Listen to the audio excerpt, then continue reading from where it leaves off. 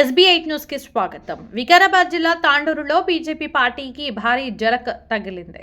BJP party senior నాయకుడు మాజీ పట్టణ అధ్యక్షుడు గోరేపల్లి సుదర్శన్ గౌడ్ బీజేపీ పార్టీకి రాజీనామా చేశారు. ఆయన నేడు మీడియా సమావేశంలో మాట్లాడుతూ తనకు మున్సిపల్ టికెట్ దక్కకుండా అడ్డుకున్నట్టు చేవెళ్ల ఎంపీ కొండ విశ్వేశ్వరరెడ్డి అదేవిధంగా PA విక్రమ్పై ఆరోపించారు. తన కన్నతల్లి లాంటి పార్టీని వదలడం చాలా బాధగా ఉందని, కొందరు వ్యక్తుల వల్లే తాను పార్టీకి రాజీనామా చేయడం జరిగిందని అన్నారు. అయితే ఏ పార్టీలోకి వెళ్లాలనేది అభిమానులు, కార్యకర్తలతో చర్చించిన అనంతరం తుది నిర్ణయం తీసుకుంటానని వెల్లడించారు. అందరికీ పేరు పేరున పిలవగానే వచ్చిన ప్రింట్ మీడియా, ఎలక్ట్రానిక్ మీడియా సోదరులకు అందరికీ నా యొక్క నమస్కారాలు.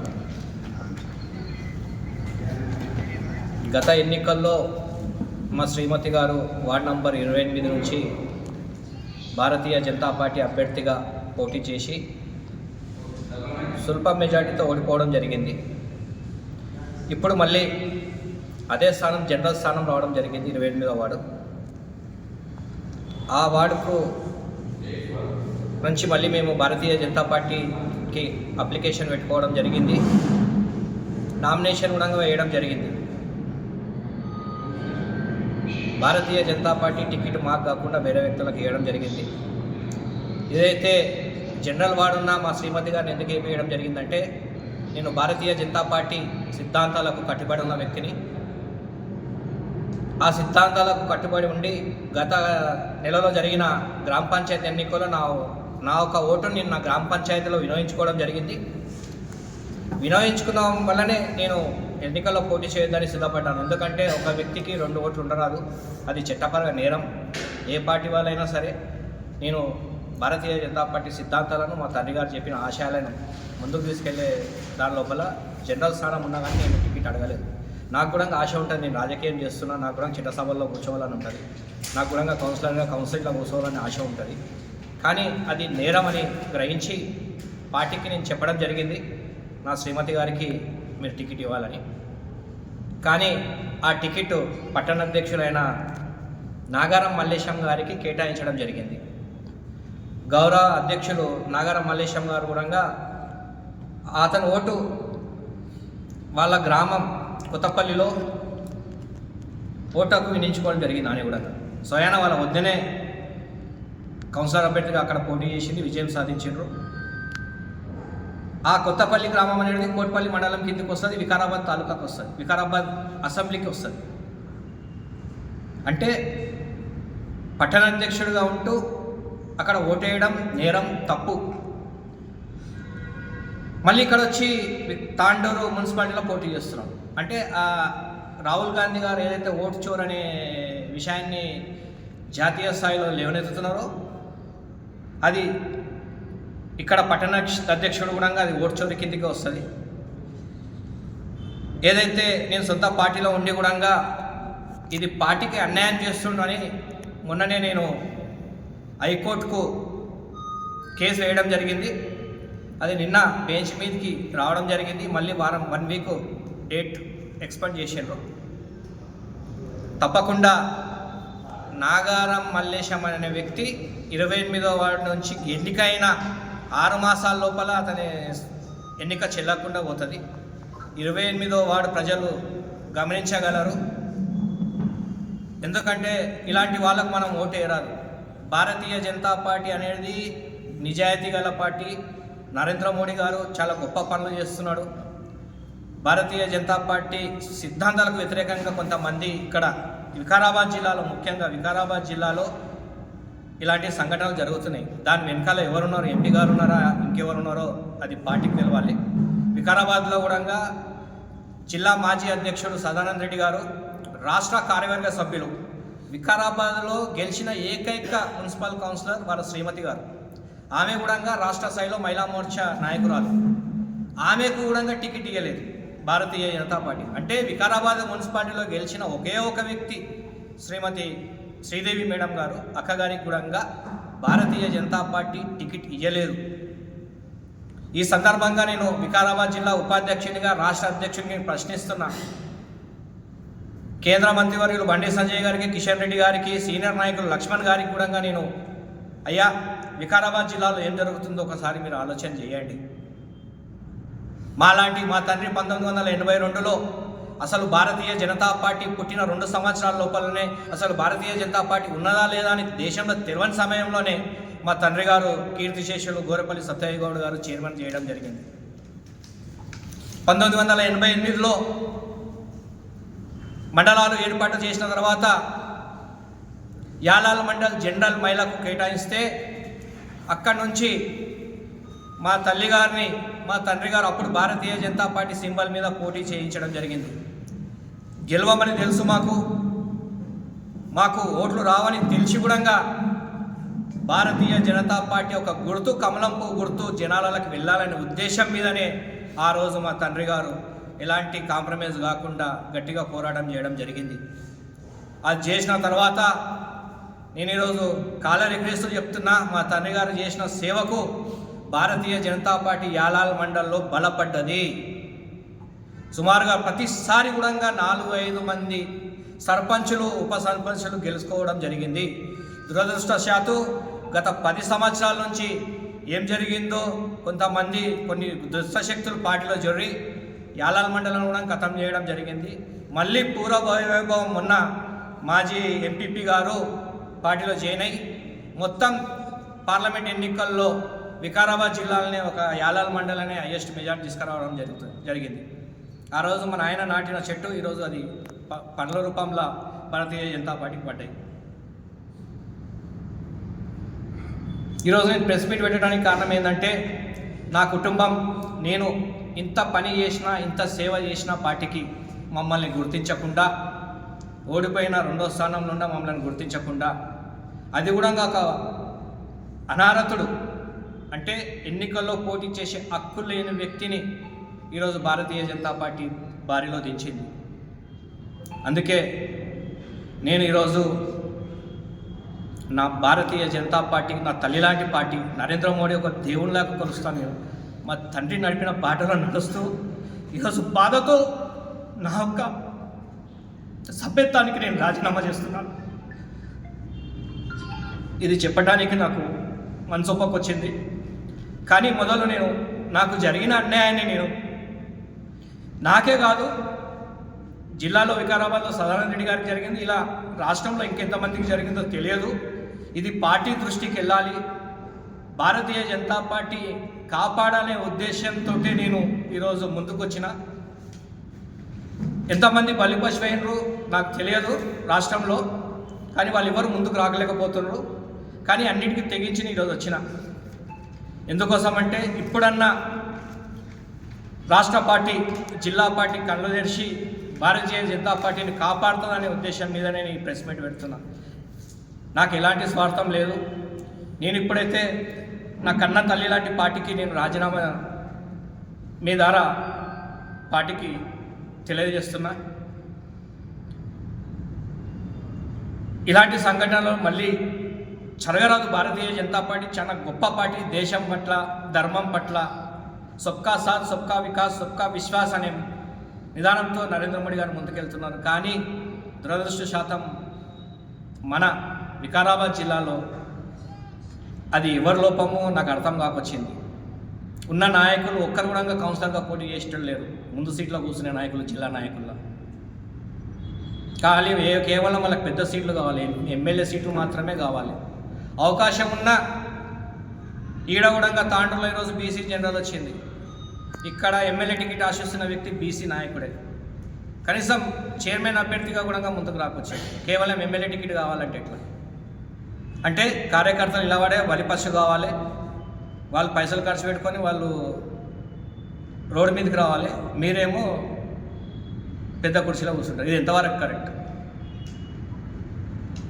అందుకే ముఖ్యంగా నేను తాండూరు మున్సిపాలిటీలోని 28వ వార్డు ప్రజలకు తెలియజేస్తున్నా, భారతీయ జనతా పార్టీకి ఇప్పుడున్న ఎన్నికల్లో బీజేపీకి కనుక ఓటేస్తే ఆ ఓటు మీది చెల్లకుండా పోతుంది.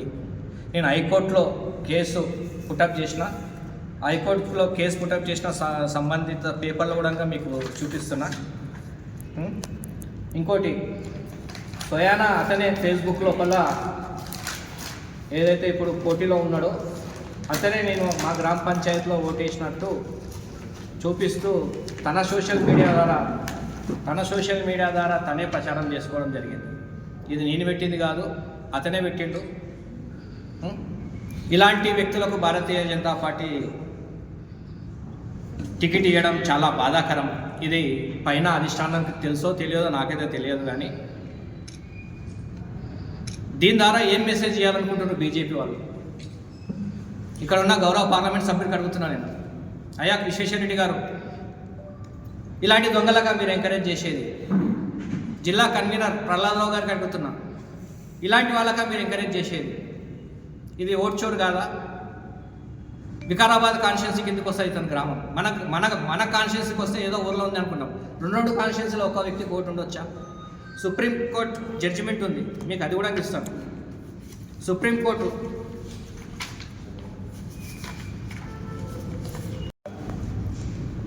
రెండు దగ్గర ఓటు ఉండరాదు. ఉత్తరాఖండ్ లోపల హైకోర్టు జడ్జిమెంట్ ఇచ్చింది ఉండొచ్చని. దాన్ని అప్పీల్ చేస్తూ పైకి సుప్రీంకోర్టు వెళ్తే సుప్రీంకోర్టు ఆ ఎన్నికని రద్దు చేస్తూ స్టేట్ ఎలక్షన్ కమిషనర్ 2 లక్షలు జుర్మానా విధించింది. దానికి సంబంధించిన పేపర్లు నా దగ్గర ఉన్నాయి, నేను మీకు అందిస్తాను. ఇది భారతీయ జనతా పార్టీ వికారాబాద్ జిల్లా తాండూరు మున్సిపాలిటీలో పరిస్థితి. మీకు ఇంకో విషయం చెప్తాను, చెప్పాలనో లేదో నాకే తెలియదు. ఈరోజు 27-28 వాళ్ళలో భారతీయ జనతా పార్టీ పోటీ చేస్తుందంటే దానికి ఒక వ్యక్తి కారణం. తన సొంత డబ్బులు ఖర్చు పెట్టుకొని పోటీలో నిలబెట్టింది అందరినీ, అని బాలేశం గుప్తా గారు తన సొంత డబ్బులతో అన్ని వాళ్ళల్లో పోటీ చేయించాలని ఉద్దేశం మీద వాళ్ళకు సంబంధించిన వాళ్ళ ఆర్థికంగా వాళ్ళకు ఇంటి ట్యాక్స్లు కానీ వాళ్ళకు ప్రపోజల్ ట్యాక్స్ డ్యూ ఉంటే అవన్నీ కట్టి ఆయన చేసినందుకు ఈరోజు భారతీయ జనతా పార్టీ ఇలా పడ్డది. ఆయన చెప్పిండు, ఈయన ఓటు చోరున ఈయన టికెట్ ఇవ్వండి, సుదర్శన్ గౌడ్కి ఇవ్వండి. సుదర్శన్ గౌడ్ కూడా కాదు, సుదర్శన్ గౌడ్ శ్రీమతికి ఇవ్వండి, ఆయన కూడా ఓటేసి అని చెప్పి నన్ను అడగకొచ్చిండు. అంటే కూడా ఆయన కూడా పట్టించుకోలేదు. ఎంపీ గారికి అడుగుతేనేమో నాకు తెలియదు అంటారు, రమేష్ కుమార్కి అడుగుతేనేమో నాకేం తెలియదు అంటారు, కన్వీనర్ ప్రహ్లాదరావు గారికి అడిగితే నాకు తెలియదు అంటారు. ఇప్పుడు ఎన్నికల ఇన్ఛార్జ్ తాండూరుకి హైదరాబాద్కి వెళ్ళి కిషోర్ రెడ్డి గారు అని వచ్చారు. తాండూరు లోకల్లో మనోహర్ రావు గారు అందరి దృష్టికి తీసుకెళ్లడం జరిగింది. అందరికీ తెలుసు ఈ విషయం. రాష్ట్ర పార్టీ నాయకులకు తెలియకపోవచ్చు కానీ జిల్లాలో ఉన్న ప్రతి నాయకునికి తెలుసు. తెలిసి కూడా ఈ తప్పు చేసిండ్రు.